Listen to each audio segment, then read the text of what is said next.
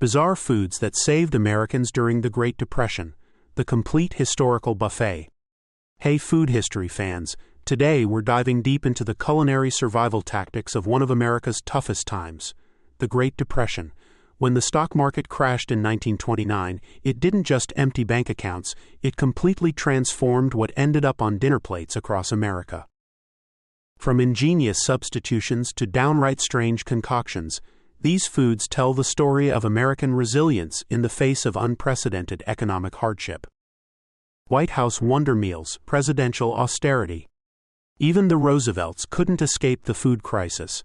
First Lady Eleanor Roosevelt became America's original frugal foodie, personally championing the home economics movement while planning inexpensive and nutritious meals straight from Cornell's home economics department.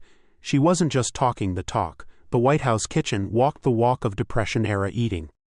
Poor President FDR, known for his sophisticated palate before the crisis, had to trade his gourmet tastes for bland deviled eggs and tomato sauce with mashed potatoes when cameras were rolling. Behind closed doors, the president may have occasionally indulged in finer fare, but publicly, the Roosevelts made sure to demonstrate solidarity with struggling Americans through their deliberately modest menus. White House staff documented that formal state dinners became notably simpler affairs, with multi-course French-inspired meals replaced by hearty American standards that would look familiar in middle-class homes across the country. Talk about presidential sacrifice for the sake of national morale. The weirdest food combinations you won't believe actually made it to print. Peanut butter stuffed onions, yes really. The Bureau of Home Economics thought combining peanut butter and baked onions was a brilliant idea, and they weren't shy about promoting it. This surreal recipe was published in multiple newspapers and women's magazines of the era, giving it widespread distribution despite its questionable palatability. Government nutritionists behind this creation argued that the protein in peanut butter, combined with the vitamins in onions, made for an economical, complete meal that families should embrace. Food historians Andrew Coe and Jane Ziegelman, authors of A Square Meal, A Culinary History of the Great Depression, recently recreated this monstrosity in their test kitchen. After one brave bite, they confirmed what we all suspected: peanut butter has nothing to say to a baked onion. Coe described the texture as particularly offensive, with the warm peanut butter releasing oils that combined with the slippery onion layers in ways that defied culinary logic. Some government innovations should have stayed in the filing cabinet. Unfortunately, many desperate families actually tried these official recipes, believing they represented nutritional science's best advice. Fake apple pie that contains 0 apples. Missing apples? No problem. The Depression-era classic Ritz mock apple pie convinced hungry Americans that crushed crackers soaked in lemon juice and cinnamon could replace actual fruit. The science behind this culinary deception is fascinating. The cracker's texture after baking mimicked softened apples, while the tartaric acid in the crackers combined with lemon and sugar created a flavor profile surprisingly similar to cooked apples. This culinary illusion dates back to the 1880s, when earlier apple shortages necessitated creative substitutions, but it reached peak popularity during the Depression. The imitation was so convincing that some children raised during this period reportedly didn't realize they hadn't been eating real apple pie until years later. Nabisco capitalized on this phenomenon by printing the recipe on Ritz boxes until the 1980s, and after receiving 1,500 desperate recipe requests in a single year, they brought it back in 1991. Even today, curious food historians and adventurous home cooks continue making this strange dessert that requires precisely 36 crushed crackers to achieve the perfect apple consistency. Spaghetti crimes against Italian cuisine. Eleanor Roosevelt promoted a casserole that would make modern Italian chefs weep. Spaghetti boiled for a full 25 minutes, nearly triple the modern al dente cooking time, until completely mushy, mixed with equally overcooked carrots, and topped with a flavorless white sauce made from milk, flour, salt, and butter. Home economists of the era deliberately avoided strong flavors and spices, believing they stimulated the appetite unnecessarily and made people eat more than they needed. This philosophy resulted in a culinary landscape of bland, soft foods meant to satisfy hunger without exciting the palate. The First Lady called it a vehicle for nutrition, focusing entirely on filling bellies rather than pleasing taste buds. Depression-era cooking emphasized utility over flavor, and nowhere was this more evident than in this tragic pasta dish that stripped Italian cuisine of everything that made it delicious. Italian-American immigrants reportedly refused to adopt such preparations, maintaining their traditional cooking methods despite economic hardship. Depression desserts, sweet desperation with surprising results. Vinegar cobbler makes a comeback. When life gives you no apples, make vinegar cobbler. This desperation pie substituted apple cider vinegar for actual fruit in a truly inventive way. Cooks would combine the vinegar with sugar, eggs, and warm spices to create a filling with the tartness of apples, but none of the expense or seasonality issues. Imagine biting into a salt and vinegar custard that makes your mouth tingle.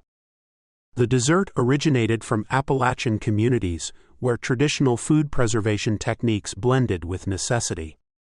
Families would save expensive sugar all week to make Sunday's desperation pies something to look forward to. Strangely enough, award-winning chef Chris Shepard recently revived this peculiar dessert in his Houston restaurants, serving it with house-made vanilla ice cream to balance the acidity. Food critics have described it as surprisingly complex and a window into American culinary history. Everything old becomes new again in the cyclical world of food trends. Prune whip, Depression-era delight with hidden benefits. Nothing says dessert luxury like whipped prunes. This combination of egg whites, sugar, and everyone's favorite dried fruit was a common substitute for fresh fruit desserts, when apples, berries, and peaches were unaffordable luxuries. Home economists promoted prunes for their high iron content and natural sweetness that required less precious sugar. The preparation was quite elaborate for a Depression-era recipe. Cooks would stew the prunes until soft, force them through a sieve, and then carefully fold them into stiffly beaten egg whites to maintain the airy texture. The resulting whip was chilled and served in individual dishes, sometimes with a drop of cream for special occasions. Bonus feature: it kept Americans regular during tough times when dietary fiber was often lacking. Some enterprising mothers reportedly told their children it was chocolate mousse to increase its appeal, a white lie for nutritional benefit that became part of family lore in many households. Hobo cuisine and community cooking, survival through sharing. Mulligan's stew, the original community pot. The original crowdsourced meal with roots in hobo camps that sprang up across America. Mulligan's stew combined whatever ingredients people could scavenge: onions, corn, potatoes, foraged greens, occasional meat bits, and wait for it, a pinch of tobacco and lint for extra flavor. The name reportedly came from a character in hobo folklore who was known for creating feasts from nothing. The cooking process itself became a community ritual in the makeshift camps. According to Errol Lincoln I's book Riding the Rails, Teenagers on the Move During the Great Depression, the stew followed strict preparation rules. Each contributor could only add ingredients after being approved by the camp elder. The pot would simmer all day, with participants taking turns watching the precious food. Surprisingly complex flavors developed during the long cooking process, and many former hobos later reported these communal meals as bright spots during otherwise bleak times. Depression-era food hackers at their finest, turning nothing into something through collaboration. The government's powder revolution. Scientists at Cornell University created the spectacularly unappetizing Milcorno, a blend of powdered skim milk, cornmeal, and salt that promised to feed a family of 5 for $5 a week. This wasn't their only powdered innovation. Soon Milquito and Milko2 joined the lineup, creating a dystopian pantry of beige, nutritionally complete food products. The government bought 25 million pounds of this dystopian dust for hunger relief, distributing it through various assistance programs. Home economists created dozens of recipes trying to make these powders palatable, from Milcorno meatloaf to Milko2 pudding. They even suggested using it instead of noodles in chop suey, a recommendation that surely horrified Chinese-American communities. Contemporary accounts described the flavor as reminiscent of wallpaper paste, but less exciting. Innovation or desperation? These products represent early attempts at creating shelf-stable, nutritionally complete foods. concepts that would later evolve into everything from breakfast cereals to protein powders. Depression foods that survived and thrived beyond hard times. Kraft mac and cheese, Depression success story that conquered America. Not all Depression-era foods were culinary nightmares. Kraft macaroni and cheese debuted in 1937 at just 19 cents for 4 servings, making it an instant hit with cash-strapped families. The creation story involves a stroke of marketing genius. A salesman for the St. Louis-based Tenderoni Macaroni Company began attaching packets of Kraft's grated cheese to pasta and suggesting the combination as a complete meal. Early ads featured bewildered husbands asking, "How the deuce did you make this keen macaroni and cheese so fast?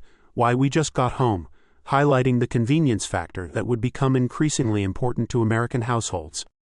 The bright yellow color, achieved through food coloring, made it seem more luxurious than homemade versions, and children particularly loved the consistent taste. Kraft Dinner became the ultimate cheap comfort food that's still dominating college dorms today, with Canadians developing such an affinity for it that it's practically their national dish. The company now sells over 1 million boxes daily, a Depression-era solution that became a permanent part of the American pantry. Loaves for days, the art of food stretching. Food historians agree, if it could be made into a loaf, Depression-era cooks would loaf it. Liver loaf, lima bean loaf, peanut loaf. These stretched expensive ingredients with cheap fillers like breadcrumbs, oatmeal, and crackers to create filling main dishes that could feed large families. Home economists perfected the formula for successful loaves: 1 part protein, meat, beans, or nuts, 2 parts starch binder, and small amounts of vegetables or seasonings for variety. Even meatloaf got padded with crackers and bread to make the meat go further, a practice that became so standard that many modern cooks still include these ingredients for texture rather than economy. Careful slicing meant a single loaf could provide multiple meals: dinner one night, sandwiches the next day, and crumbled into soup on the third day. This waste-nothing approach resulted in surprisingly resourceful recipes, with some families reporting that they preferred their mother's Depression-era loaf recipes to more expensive cuts of meat even after prosperity returned. Immigrant innovation versus government recommendations, cultural wisdom triumphs. While the government pushed bland institutional foods designed by nutritional scientists, immigrant communities created delicious, nutritious meals from overlooked ingredients. Italian immigrant women in NYC foraged free dandelion greens from their yards, cooking them with olive oil for vitamin-packed meals that maintained cultural connections while providing essential nutrients. Jane Ziegelman and Andrew Coe argue in their research that this represented a significant missed opportunity. Federal food assistance programs could have learned from these cultural approaches rather than imposing standardized meal plans. Chinese communities stretched small amounts of meat through stir-frying techniques.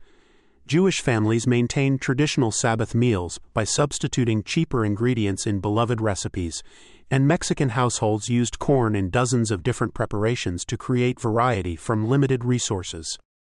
Sometimes the best solutions come from cultural wisdom, not government pamphlets. Researchers now recognize that these immigrant communities often maintained better health outcomes during the Depression by preserving traditional food knowledge despite financial constraints, a powerful argument for cultural food sovereignty that wasn't appreciated at the time. Gelatin obsession, the jiggly solution to protein scarcity. Gelatin became the protein stretcher of choice, starring in congealed salads like corned beef luncheon salad, a horrifying mix of canned corned beef, gelatin, canned peas, vinegar, and lemon juice. Companies like Knox and Jell-O promoted gelatin as a complete protein that could help stretch meager meat supplies. The creation of these molded salads followed a bizarre aesthetic logic. Ingredients were suspended in transparent gelatin to showcase them, creating visually elaborate displays from humble components. Food colorings were often added to create jewel-toned creations that brightened otherwise drab tables. Modern brave souls who've tried recreating these recipes describe them as wrong in every way possible, from color to smell to texture. The mouthfeel combination of slippery gelatin with suspended vegetables created a particularly challenging dining experience. Despite their questionable taste, these molded salads became status symbols at church potlucks and community gatherings. elaborate gelatin creations signaled both homemaking skill and relative prosperity. There was always room for Jell-O, even when there shouldn't have been. Contemporary food historians view this gelatin craze as an early example of processed food marketing successfully reshaping American tastes and dining habits, for better or worse. Milk, the Depression superfood that transformed children's health. Got milk? Depression families sure did. Nutritionists viewed cow's milk as the ultimate superfood packed with vitamins, fats, and proteins at a time when malnutrition was becoming a serious concern, especially among children. Government programs emphasized milk as a solution to widespread nutritional deficiencies, with public health campaigns promoting the protective food qualities of dairy. Kids were advised to drink nearly a quart daily, an amount that seems excessive by modern standards but reflected contemporary concerns about calcium deficiency and stunted growth. School lunch programs prioritized milk distribution, with some schools reporting dramatic improvements in children's health once daily milk service began. Milk appeared in everything from white sauces to cornstarch pudding to fortified foods like milk-orno. The emphasis on milk consumption during this period permanently shaped American dietary guidelines and school nutrition programs that continue today, while modern nutritionists have more nuanced views on dairy requirements. This Depression-era focus on milk helped establish the framework for institutional feeding programs that would later expand into the National School Lunch Program, perhaps one of the most significant positive legacies of this difficult period in American food history. Military-inspired meals, from battlefield to family table. Chipped beef on toast, colorfully nicknamed SOS or stuff on a shingle in military slang, made the jump from army kitchens to Depression dinner tables, bringing with it a legacy of institutional cooking adapted for home use. This frontier favorite combined dried beef and cream sauce served over toast, inexpensive, filling, and requiring minimal preparation. The military connection was significant. Many Depression-era families had members who served in World War I and brought these recipes home with them. The 1910 Manual for Army Cooks became an unlikely source of inspiration for civilian cooks struggling with limited ingredients. The dish became so iconic it was featured as a running joke in the TV show Moss H, cementing its place in American cultural memory. Veterans' preferences influenced family meals across the country, creating a standardization of American cooking that would continue through World War II and beyond. Other military-inspired dishes like cream-chipped beef's cousin, goldenrod eggs, hard-boiled eggs in white sauce, became staples in school cafeterias and institutional settings, creating childhood memories, fond or otherwise, for generations of Americans. Hot dog innovation. America's affordable protein gets creative. America's favorite processed meat became the star of Depression-era meals like Poor Man's Stew and Hoover Stew, named with bitter irony after the president many blamed for the economic collapse. These creative combinations of sliced hot dogs, macaroni, and canned vegetables represented the perfect marriage of convenience foods that were becoming increasingly available even to low-income families. Hot dogs themselves were a product of efficient meat processing that utilized parts that might otherwise go to waste, making them both affordable and relatively shelf-stable in an era before universal refrigeration. Boy Scout troops cooking over campfires popularized many of these hot dog recipes, which then made their way into family kitchens. These hearty, affordable meals helped families stretch their food budgets while still putting protein on the table. Modern foodies are actually reviving these recipes with gourmet twists. Artisanal hot dogs, homemade pasta, and farmers market vegetables transform these humble dishes into trendy comfort food. What was once a symbol of hardship has been reclaimed as nostalgic Americana, demonstrating how thoroughly these Depression-era innovations have been integrated into our culinary heritage. What Depression-era food would you be brave enough to try? Have your grandparents ever told you stories about these strange foods? Drop a comment below and share your family food history. And don't forget to smash that subscribe button for more bizarre food history from America's toughest times.